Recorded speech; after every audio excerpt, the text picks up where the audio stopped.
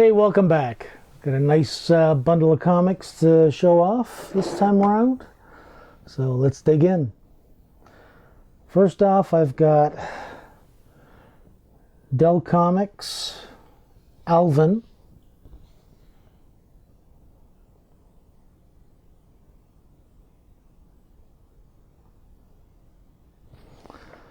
The Three Chippeteers to the Rescue. Alvin number 16, September 1966. By Dell Publishing. It's seen better days. It's been through the wars. But overall, not too bad. Artwork itself is nice and clean. Discoloration in the pages, but it's 50-plus-year-old comic book. Can't really expect miracles. Fun stuff, but yeah, it's got some rough spots in the spine, a few tears along the edge, bit of a spine roll. It's got a water stain on the cover, and yeah, someone's been at the cover with a marker there and there. But,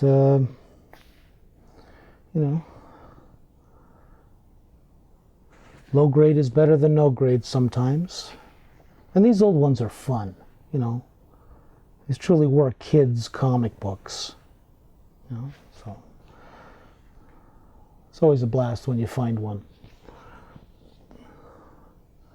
Okay, we've got Saban's Mighty Morphin Power Rangers, number 4.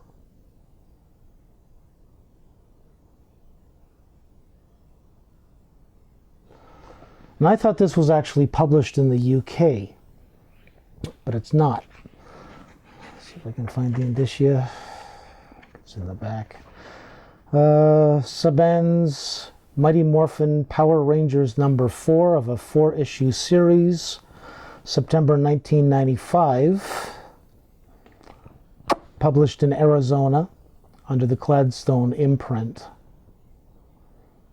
Printed in the USA.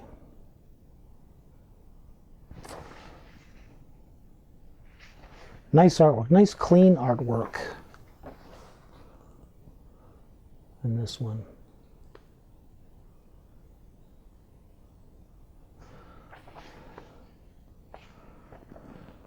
Yeah, very crispy. Very cool.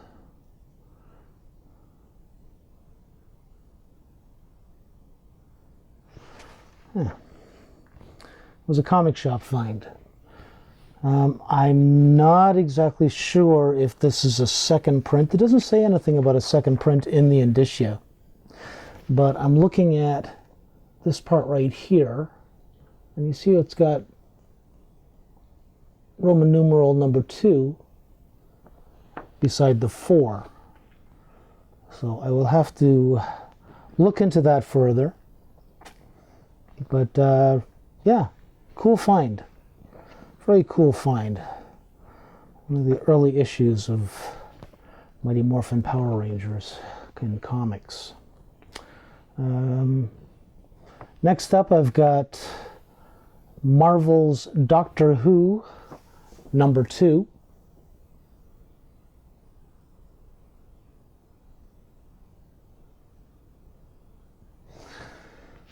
And that would be with the 4th Doctor.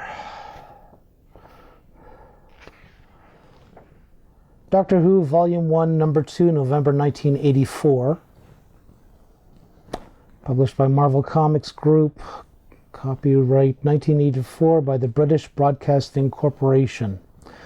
Because the BBC owned the rights to Doctor Who. Now, my understanding is that these are actually, like the first volume, they were reprints introducing Doctor Who to the North American comic book readership.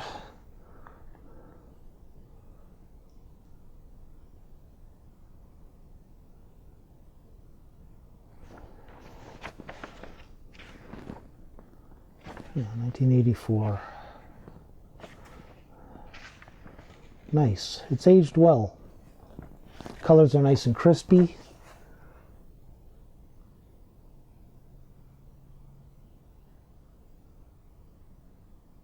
Gorgeous.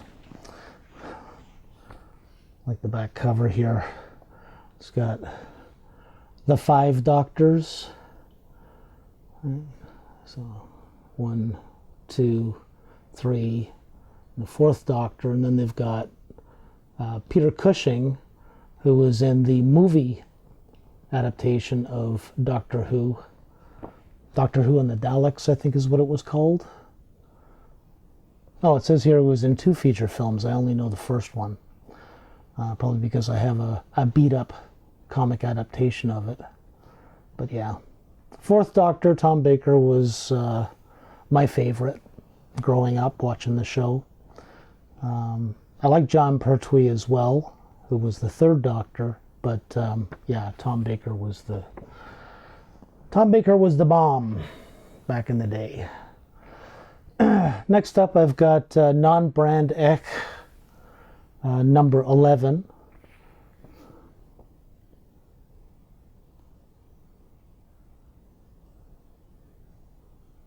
Satire comic, square bound.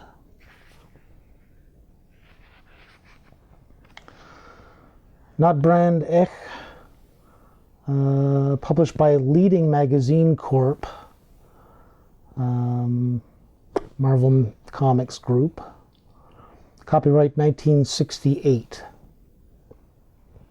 Number 11. And so it's got a spoof of King Kong.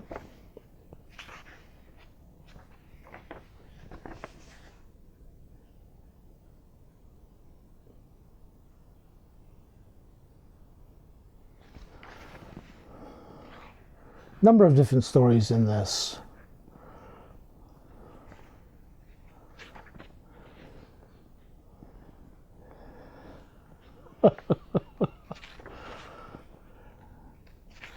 This was that. Geez, that's. I don't think I've ever seen Snoopy in a spoof. That Charles Schultz and his estate were very protective.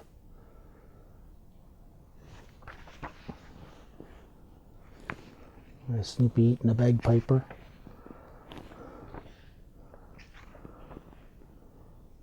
Oh, there we go. How to become a comic book artist.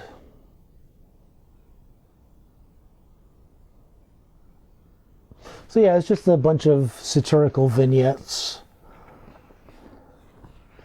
done by various artists. Looks like Saban for the most part.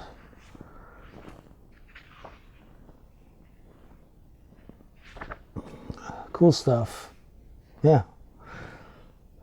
Very surprised to find that one. Flea market find. It's another flea market find. Kiss number 1.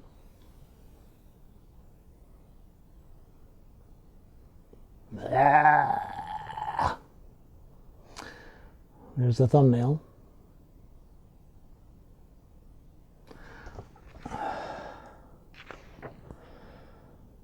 Kiss number 1 of 3, June 2002, by Dark Horse Comics, out of Oregon.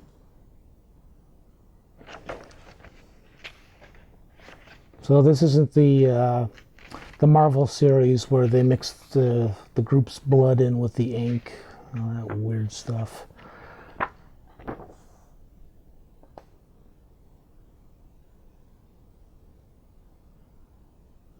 Nice crispy artwork.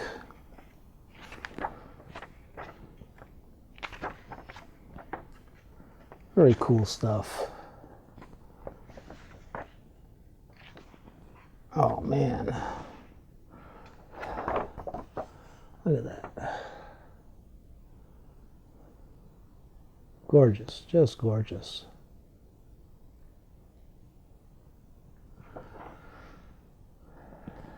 And I know there were variant covers There was a photo variant cover as well, which I believe I have. I'm not sure if I have it for number 1 though. But yeah, very cool. Next I've got from DC Comics, Robin, Son of Batman. So this is Damian Wayne's series.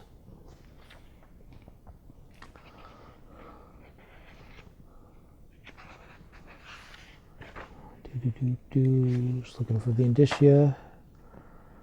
Robin, Son of Batman 1, August 2015.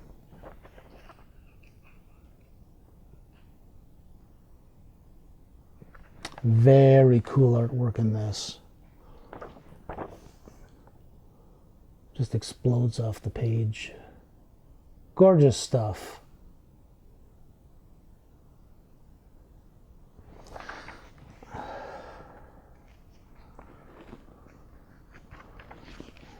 Trying to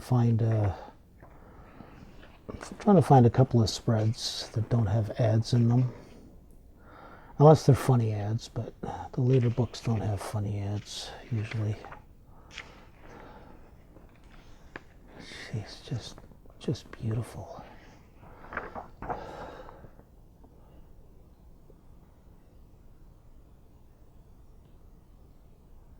Cool stuff. That was a comic shop sale. I found that. Oh no, this was, oh no, that was a comic shop sale. Along with this one. Stray Bullets 1.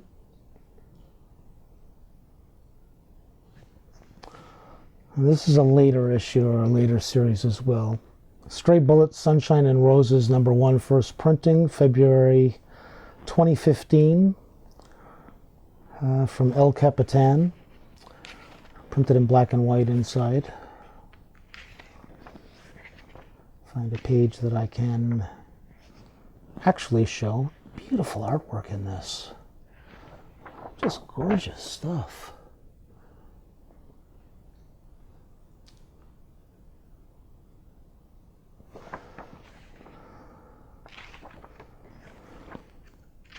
Nice and clean. Clean pages. Oh, okay. A bit of a gunfight going on. Well, a one-sided gunfight going on during a fireworks display.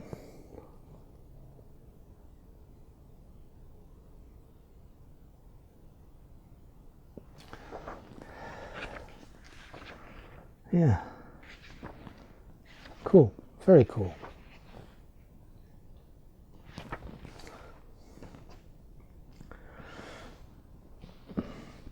This is a book I had not seen in a while from Kitchen Sink Comics. Adults only. It's Omaha The Cat Dancer, number 4.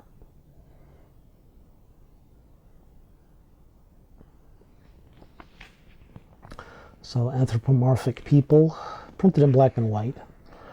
Omaha The Cat Dancer, number 4, January 1987. First printing. Like I say, printed in black and white inside. People animals, or animal people.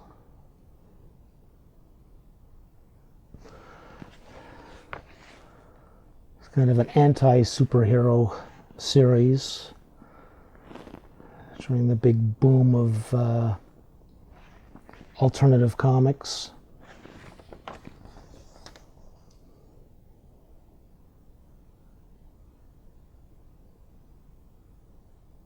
Artists and writers wanting to create different stories than, you know, just having two people in spandex kick the crap out of each other every issue.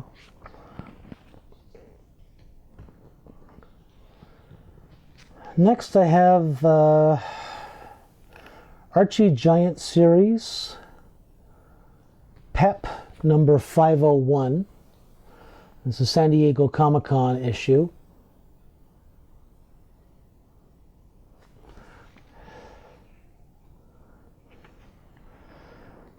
Archie Giant Series Magazine number 601, October 1989. Chuck Clayton in Comic-Con Conniptions.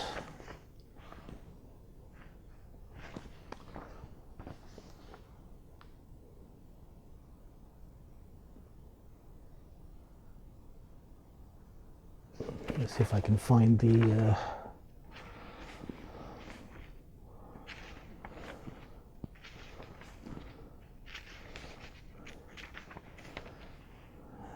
trying to find where they actually are at San Diego Comic-Con. Oh, there we are. The 20th annual San Diego Comic-Con issue.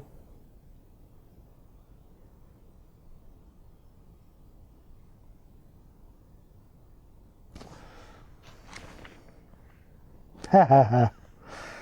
Back page has got an ad for Mr. Bubbles Bubble Bath. Too funny.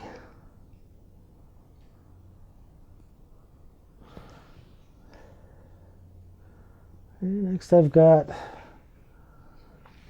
it's the Immortal variant cover for Amazing Spider-Man 30.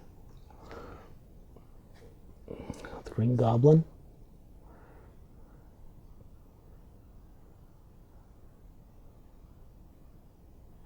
This is a wraparound cover.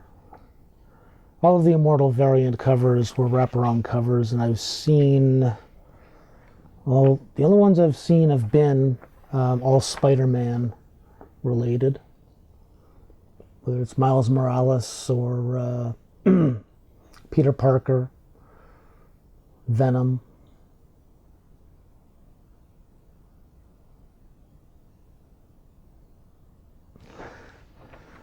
Crazy transmogrification.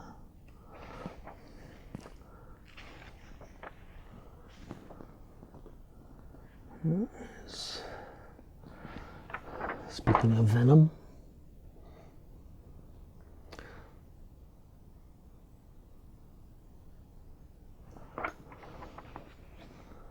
very cool stuff. Oh, and there's Carnage.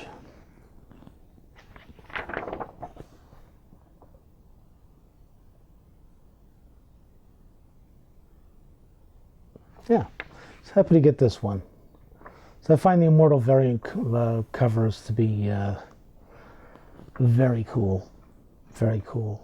I mean, how do you display that?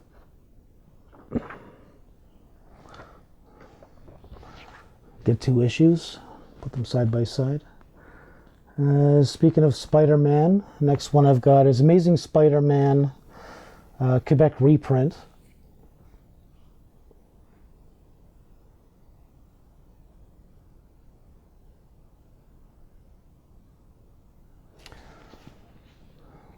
Okay. 1984, number 163 from Editions Heritage out of Quebec. This is not issue 163 of Amazing Spider-Man, though. I think it's 258. I looked it up earlier. Nice clean pages, though. This is the one where Peter Parker falls asleep and the symbiote costume takes over.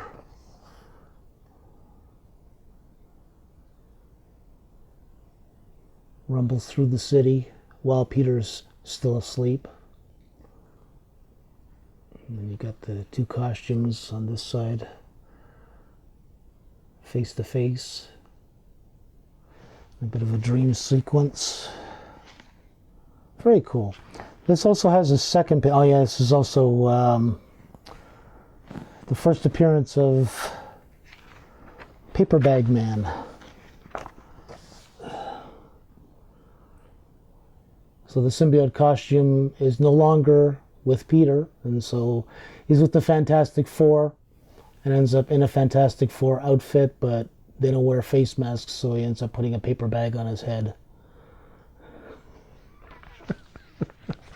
why they wouldn't just give him regular clothes and send him on his merry way with, you know, comic books.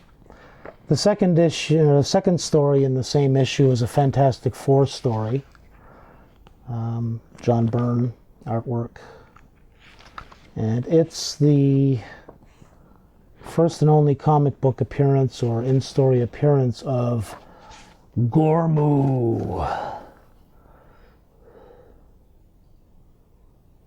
So I think that's 271. Maybe I have those two numbers mixed up. If I have, let me know in the comments.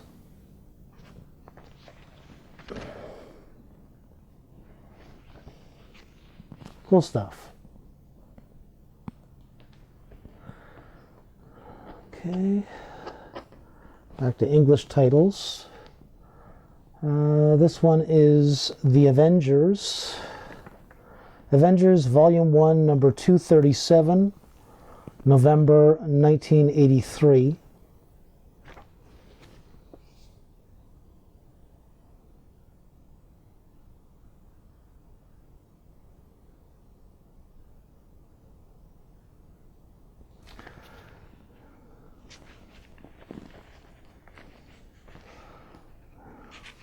This one has not been taken care of. Page discoloration. It looks as though it's been sitting in an area where there was a lot of moisture or humidity. Well, it doesn't smell moldy.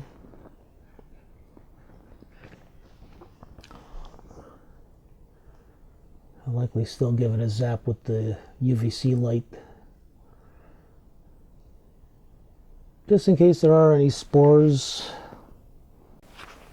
I'll double check the where's the center.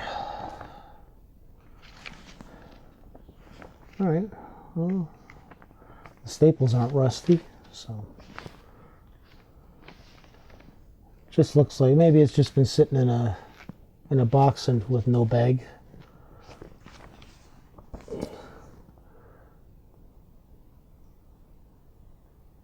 Well, it's still a good reader issue until it gets a bit of a cleaning and a pressing.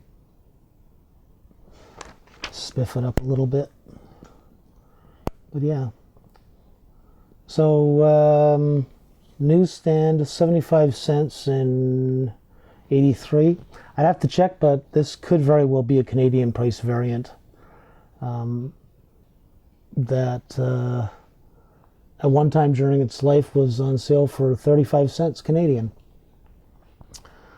It also looks as though somebody's taken a silver marker to it, just right there. So it's a metallic marker. Probably won't be able to get that off. But yeah, newsstand. Still very cool. Like finding these older books.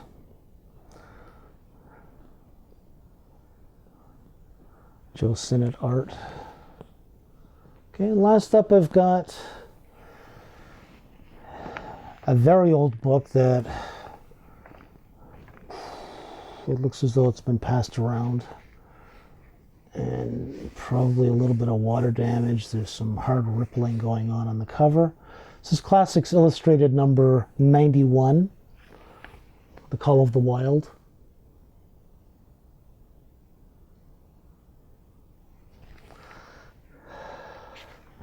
Jack London Classic.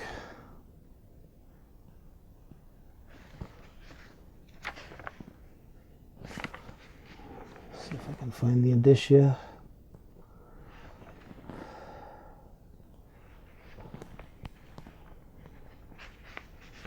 Should be on the inside cover. There it is, Classics Illustrated, April 1965, number 91.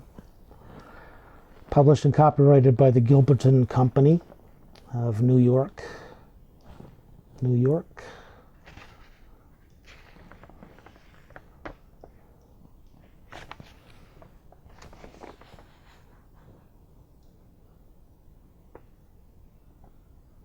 Beautiful, clean artwork. Just beautiful.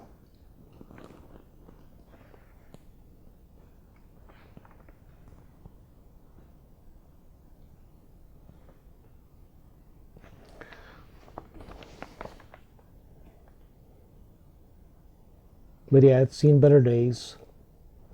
Yeah, it's got a little bit of moisture damage along the spine, especially down in here, some grime.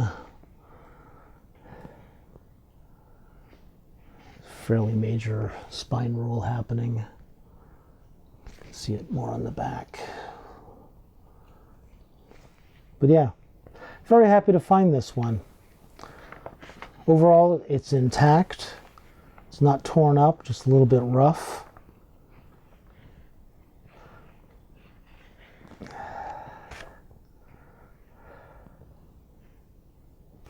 Nice. And that's it for this time around. Thanks again for checking in. I hope you enjoyed this video. If you did, subscribe to the channel. Like this video. All that other YouTube jazz. And yeah, until next time, enjoy the dig, man. Cheers.